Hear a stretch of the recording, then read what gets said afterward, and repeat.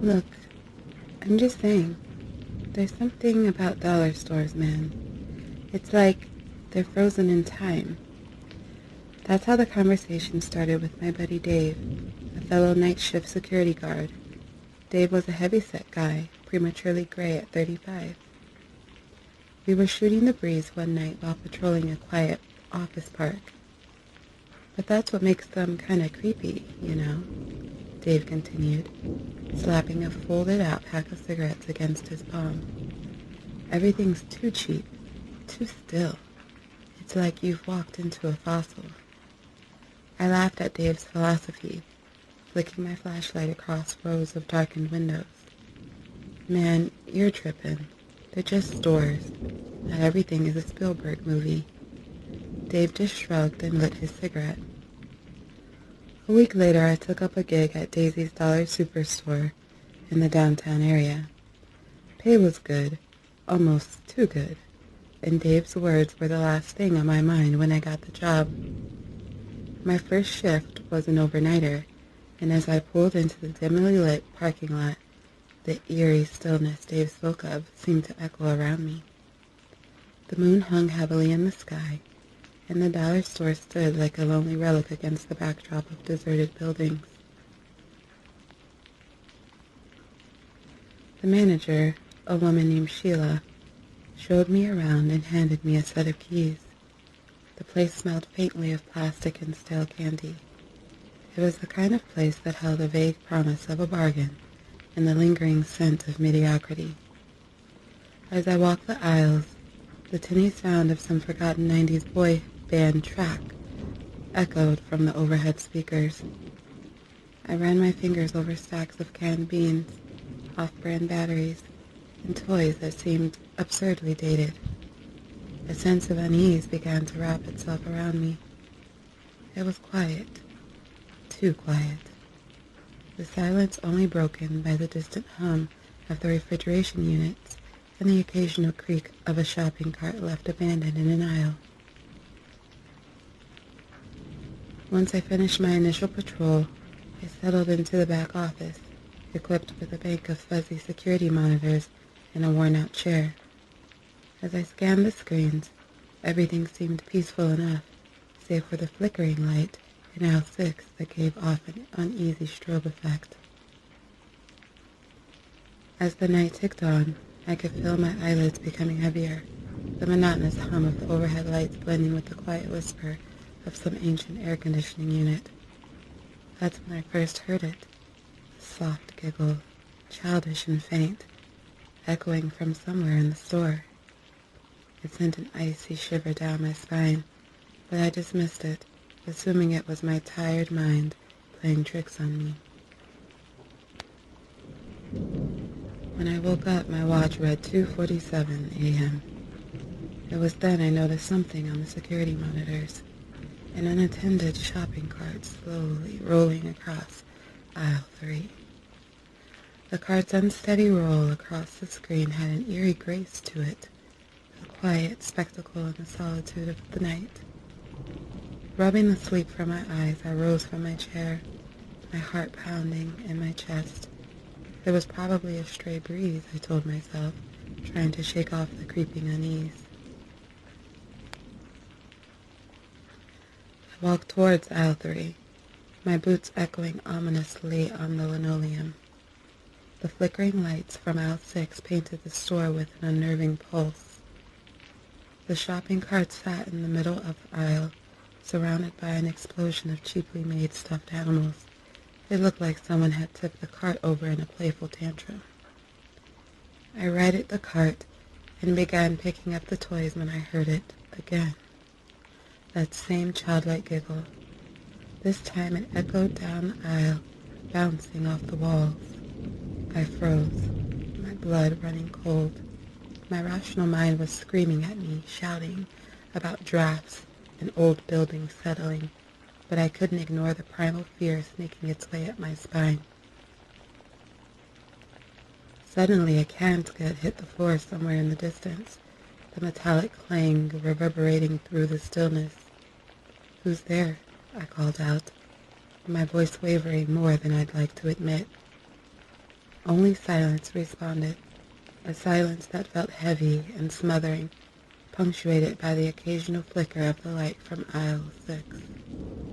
I slowly started moving, following the ominous sounds.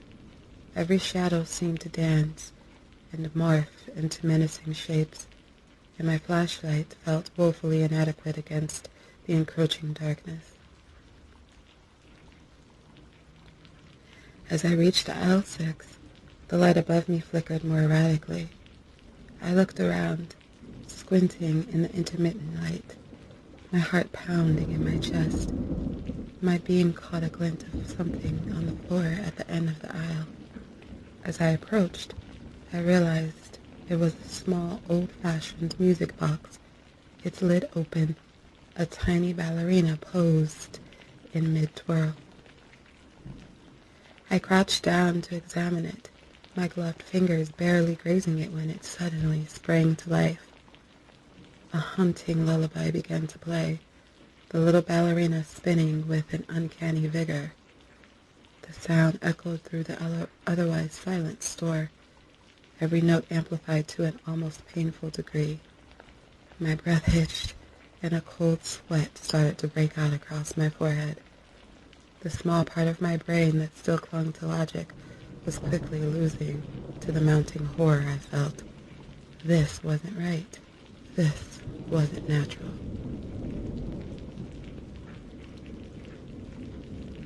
Suddenly a loud crash rang out from the front of the store. The music box's eerie lullaby was drowned out by the sound of breaking glass and the deafening blare of the store's alarm system.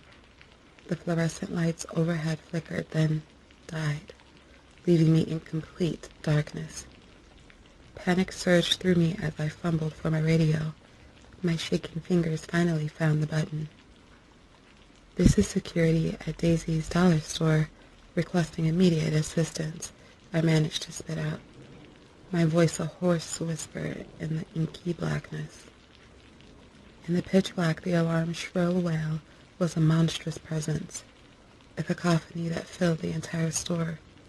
It pierced the air, leaving no room for any other thought than pure, unadulterated fear. I tried to move, but my legs felt like they were wading through thick mud. That's when the lights returned, but they didn't just flicker back to life, no. They exploded back into being, illuminating the store with a ferocity that made me squint. Every inch of the store was bathed in a harsh, unnatural light. With heart pounding, I made my way toward the front of the store, my flashlight now a weak yellow spot against the stark overhead lights. Glass from the shattered entrance door crunched under my boots, and I raised my radio again. "Officers on the way, over." My radio only returned static, the connection apparently dead. A feeling of dread, ice cold and paralyzing, gripped me. I was alone, in a nightmarish scenario that seemed to warp reality around me. As I moved deeper into the store, a dreadful sight stopped me cold. The aisles, previously neatly organized, were now a chaotic mess. Goods strewn everywhere, shelves tipped over, displays wrecked. It was like a whirlwind had swept through the store, a whirlwind with an eerie sense of humor. Among the wreckage, cheap toys were arranged in a crude representation of an audience, all facing the music box from aisle 6, still spinning, its tiny dancer to a haunting melody. I felt a scream claw its way up my throat, but it died in a whimper. I was trapped in a surreal nightmare, caught in a tidal wave of fear that threatened to drown me. Suddenly, over the still blaring alarm, I heard the sound of sirens in the distance. I felt a spark of hope ignite within me. My salvation was arriving. I rushed towards the entrance, but my heart sank when I realized the door was jammed with debris. I pounded at the blocked door, desperation giving me strength, my shouts for help barely audible over the alarm. It felt like forever before the police arrived, When they finally did, it took them a few more agonizing minutes to clear the entrance. When I stumbled out of the store, the first rays of the sun were starting to peek over the horizon. As the cops questioned me, I couldn't tear my eyes from the store. When the officers went to investigate, they found nothing unusual apart from the mess. No music box, no toy audience, nothing but a wrecked dollar store. They chalked it up to a case of vandalism, a group of kids having fun at the expense of a lonely night security guard. But I know what I saw, what I felt that night. I quit my job the next day. People tell me I'm crazy, that it was just stress, fatigue, a too active imagination. But every time I pass a dollar store now, I feel that cold dread creeping up my spine again. And in the distance, just on the edge of my hearing, I swear I can still hear that haunting lullaby.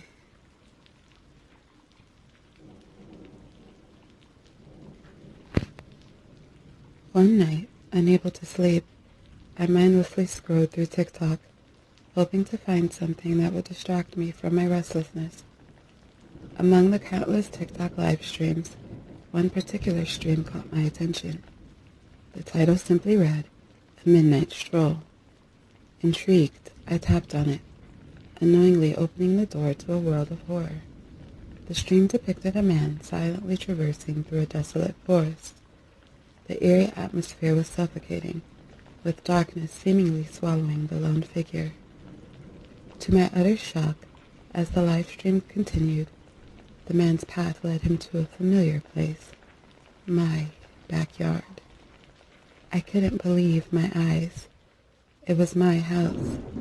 How could this be possible? Fear gripped my heart, and I immediately dialed the emergency services, desperately hoping they could provide some answers. The police arrived swiftly, but to my dismay, they found nothing out of the ordinary in the woods. Without any concrete evidence or immediate danger, they dismissed my claims. I figured that this account will probably go live again, and when it does, I will screen record and get some proof. It took some time, but eventually the live stream resumed. Unfortunately for me this time, however, it did not reveal my house, just hours of this man walking through the woods at night. Why are people even watching this? I thought to myself. The live stream that night was a bust. This man didn't do anything out of the ordinary besides, being a weirdo walking through the woods at night. I anxiously waited for the live stream to return. After 2 days, the account finally went live again, and this time I was prepared. I started to screen record, determined to capture the proof I so desperately needed. The stream unfolded just as before. The mysterious man paced through the dark woods, his footsteps crunching unsuspecting leaves. The sound of crickets could be distinctly heard. The man emerged from the depths of the forest, his gaze fixed on my house. But this time, something was different. He started moving towards my house, step by step, drawing closer to me. The fear that had gripped me earlier escalated to sheer terror. I knew I had to take action. My fight-or-flight response activated, and I descended the stairs from my room, making my way to the kitchen window, never taking my eyes off the live stream. I peered into the darkness, searching for any signs of the man approaching my house. But to my horror, I saw nothing. I looked back down at my phone, and then back up to the window, and back down at my phone again. The man was continuing to walk towards my house in the live stream, but I didn't see him in real time. The realization struck me like a lightning bolt. The live stream had a delay. I watched him approach my back door on my phone. My mind raced as I frantically looked to the left and noticed my back door was ever so slightly cracked open.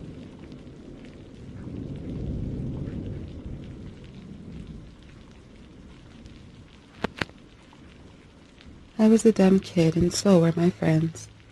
There were about 10 of us, give or take a few, depending on who was allowed out. Summers in our town were boring.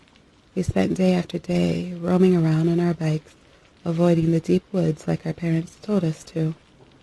None of us were considered cool, so can you really blame us for jumping at the chance to hang out with someone who was? We were messing around as we always did on the outskirts of the forest. We were all pretty surprised to see Ricky, a popular 17-year-old at our school, walking towards the woods by himself. Without saying a word, we began to pick up our stuff to leave, assuming his friends were going to get there soon. To our surprise, Ricky shouted out to us, "Hey, where are you guys going?" We all stopped and stared until one of us said, "Nowhere." He reached us and began talking like it was a regular thing, and we soon realized his friends weren't coming. He had come here on his own, bored enough to be our friend. An hour or so of talking and joking around went by, and it was clear he was getting bored again when he said, "I've got an idea. Let's play truth or dare." I know it was dumb of us to agree, and of course, the first thing he dared one of us to do was go deep into the woods. The kid he dared to do it, Miles, got spooked pretty early on, and Ricky laughed, so we all laughed too. The game quickly went from truth or dare to who can get furthest into the woods. By the third kid's attempt, Ricky was unamused by our cowardice, but still told me to try. I took a few steps in and admitted I couldn't do it. I stood there while Ricky called us names and kicked the dirt. While everyone was distracted by him, I saw something in the woods. It looked like a man in a bunny costume hiding behind a tree, except it couldn't have been hiding because it stared right at me and waved. I couldn't take my eyes off it until Ricky said my name. "Charlie." I looked at him blankly. "Go on. Go deeper." Before I could protest, he made fun of me for being a wimp. I looked over to see the bunny man was gone, and wanting to impress the cool older kid, I marched further into the woods. I got further than anyone else had, and feeling accomplished, I turned back. As I headed out of the forest, I heard something, the crunch of twigs and leaves under feet, a faint laugh. I began to pick up my pace when I saw movement out of the corner of my eye. I ran.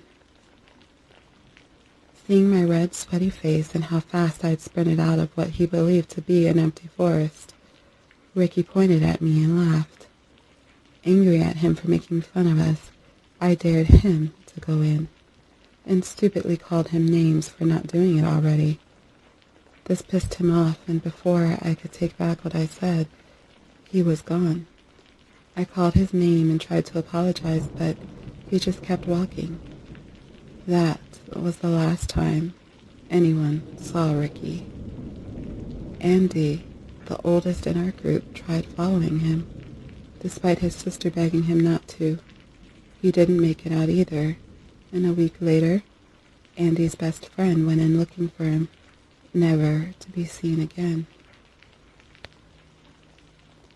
2 or 4 other kids I didn't know also went missing that summer.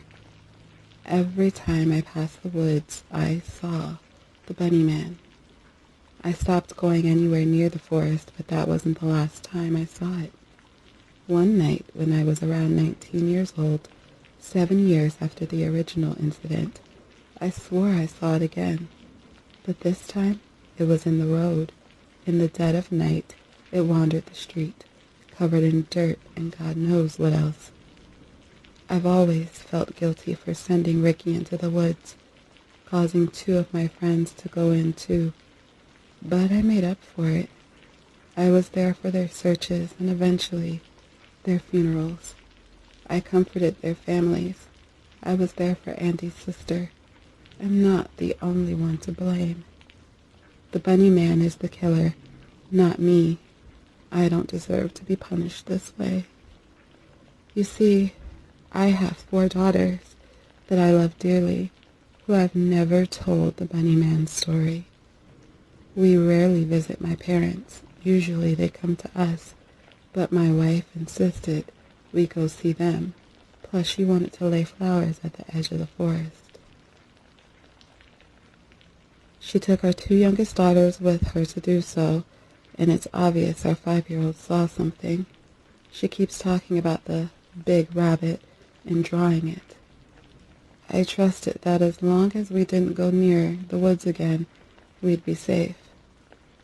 Then my 13-year-old came to me and said she saw someone in a filthy costume in the backyard the other night. I assured her the doors and windows are all locked when we go to bed, and we'll be fine. Today, my mother told me a girl and boy in the neighborhood went missing recently, snatched from their beds while their parents slept. I'm terrified for my girls, but mostly for my 13-year-old. She went out on her bike earlier today, and she isn't back yet. We told her to be home by 7 p.m., and it's 1 p.m. now, so there's still plenty of time. I'm just worried she'll go somewhere where no one can see her, or worse, close to the woods.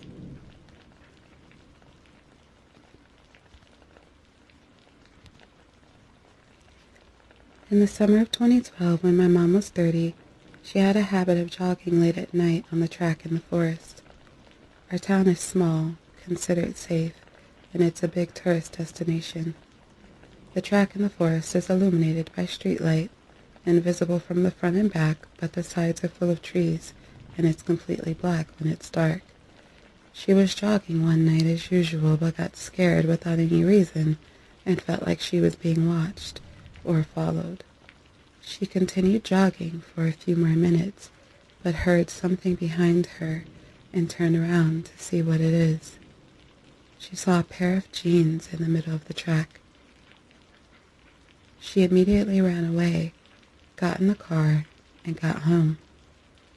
2 days later, the body of a 31-year-old Mexican woman was found shallowly buried and covered with branches in that same forest. The murderer sliced her throat so bad he almost decapitated her. It was all over the news.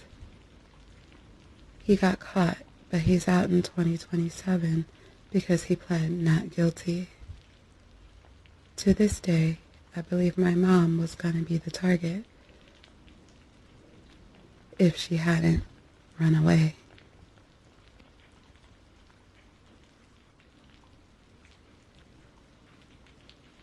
If you were to ask me if I believed in the paranormal, I'd tell you I'm on the fence about it. If someone were to tell me a house is haunted, I wouldn't believe them unless I experienced something myself out of the ordinary. I believe that creepy things do happen, but I like to go into situations with the mindset of trying to rule out every possible cause before I come to a conclusion. If I can write something off as just coincidence, or my mind playing tricks on me, then I will, and I'll leave it at that. This experience, though, was a little different. I still don't know what exactly happened, really, and it hasn't happened since. I was on a Discord call with some of my friends. It was late at night, maybe 10 or 11, and I decided I'd start going about my nightly routine and get settled in for the night while on the call. I muted myself and went to brush my teeth, got my pillows all set up on my bed, and went to close my blinds on my window.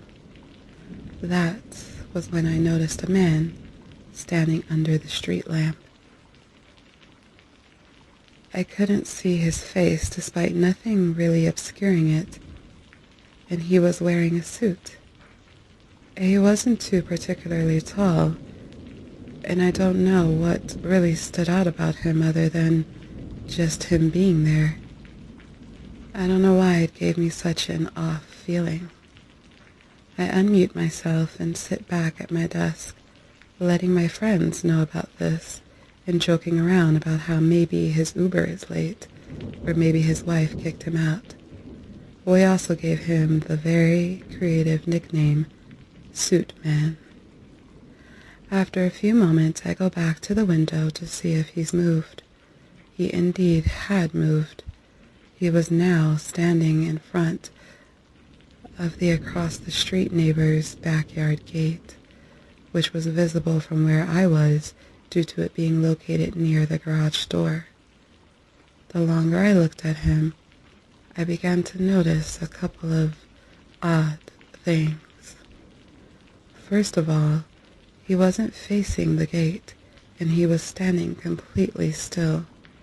Second of all, I'd noticed that he hadn't triggered the neighbor's floodlights, which came on automatically when someone or something moved nearby. You had to cross over the driveway to get to the gate, which would set the lights off. At this point, I'm a little freaked out, but still really intrigued, and so I decided to grab my phone and try to take a picture. However, when I turned to look back at where this person was, even though I'd only looked away for a few moments to grab my phone, he was gone. I just decided, fuck this, and closed my blinds. I stayed on that video call most of the night since I was a little freaked out still and didn't want to try going to sleep anytime soon after such an odd encounter. Although this was pretty creepy in and of itself, the weirdest part came after this. For a few months after this, I would hear someone whistling while walking down the street at the exact same time each and every day. It stopped recently and I haven't heard it since, nor have I seen Suit Man, but I'm hoping that's the end of it. I'm hoping by telling this story, I don't make him show up again.